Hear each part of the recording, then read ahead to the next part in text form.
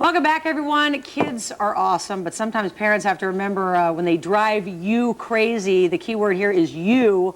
Author and father Hal Runkel says you can learn how to be a scream-free parent in the new book, Screamfree Parenting, the revolutionary approach to raising your kids by keeping your cool. Welcome. Thank you. You know, you start off with a story about an incident with your two kids out at the Waffle House. Very embarrassing. Where you took your son out and you're just screaming at him. Screaming. Here showing I him am. how big you are. Exactly. I'm the family therapist, you know. I'm Why the expert. is that bad, though? If he's causing problems and you've lost your wits end, why is it bad to take him outside? Because I'm acting just as immature as him. Okay, and it serves no purpose. And also, it teaches them, you know what, Dad really can't be trusted to keep his cool.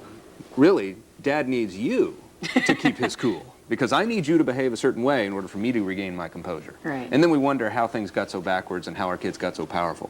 So what would you have done differently now? Would you have just calmed him down in another way? Or? Probably. I may have taken him to the bathroom and said, look, we're going to stay in here until you calm down. I can have my meal served to me in here. It's happened before. You know, right. Something. All I would have done was somehow paused. Because that's really what the book is about. It's helping parents create a pause between stimulus, your kids pushing your buttons, and response. Because in that pause, I can actually choose how I want to respond.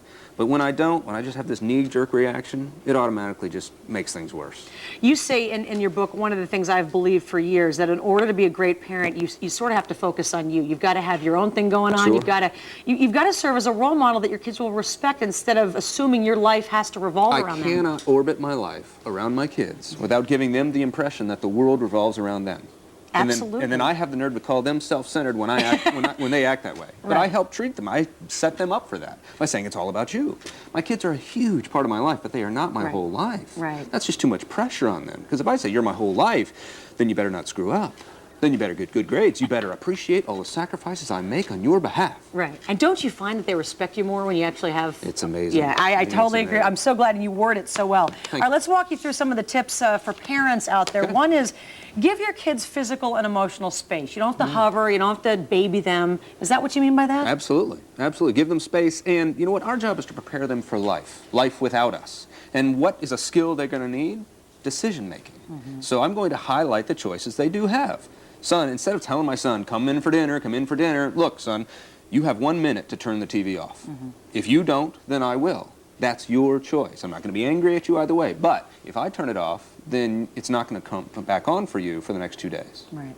Now it's your choice. That's giving them space. You know, it's interesting. I know someone who did not study for his test. His mom wrote him a note getting him out of having to take the test, and I was just floored. Of course. I thought, what does that teach? In the name of our kids' education, we will rob them of the education of learning from their mistakes. All right, number 2, don't preach, don't threaten. This does have a counter effect. What do you do instead of that? Don't give them a piece of your mind. Give them your peace of mind to let them know no matter what you do, no matter what you go through, I'm not going to lose my cool. I'm going to be okay. And what I do is ultimately just highlight the consequences of their choices. So we say in the book, let the consequences do the screaming. They're so much better teachers than I could be. And I didn't learn from lectures from my parents, but certainly... You learn from messing up. Exactly. But especially if I have someone, you know what, that's older than me and wiser than me to help me process through my mistakes. That's what our kids need from us. Number 3, be an advocate for your child's development and evolution. You kind of talked about this when we were just talking about the test, I think. You know, hold them accountable. Let them make their own mistakes. And also refuse to label them. Kids are like the stock market. Past performance is no guarantee of future results. Just because they struggled in school last year does not mean they're forever going to be the kid that struggles in school. This is actually number 4. Don't label your kids or pigeonhole them. Exactly. Avoid labels. Exactly. I gave them a name.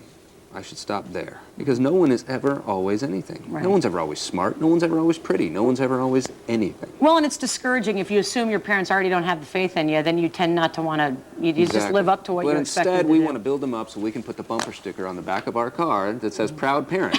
You know, and we think we do that for their self-esteem, when really, why is it on my car then? You know, we're running out of time. We have some other things to get to. I want to encourage folks to go and see you at a Changing Hands bookstore. This is an absolutely great book, Scream-Free Parenting. But one of the things that I disagreed with you on, you say don't look your kids in the eye when you're having conversations with them. I didn't get that. Well, we're not equals.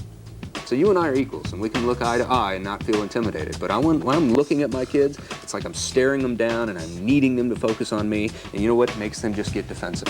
So you're not saying never, obviously, look them in the eye. Just very sparingly. But if you want them to open up to you, do a common activity. If they're young, play Legos. If they're older, go shopping. Then they're going to feel much more free to open up to you. Well, I'm very impressed. Hal Runkel in town at Changing Hands Bookstore in Tempe today at 7. We've got the information on our hotline. It's a book every parent should have, I think. And your Screamfree viewers Parenting. can download a free copy of the first chapter at our website, screamfree.com. With that great story about the Waffle About House the Waffle incident. House hat. Yep. But you had the Waffle House hat on, Yeah, it's pretty so you looked the part. All right, we'll be right back. Rolf with some tips on keeping up your fall look when we come back.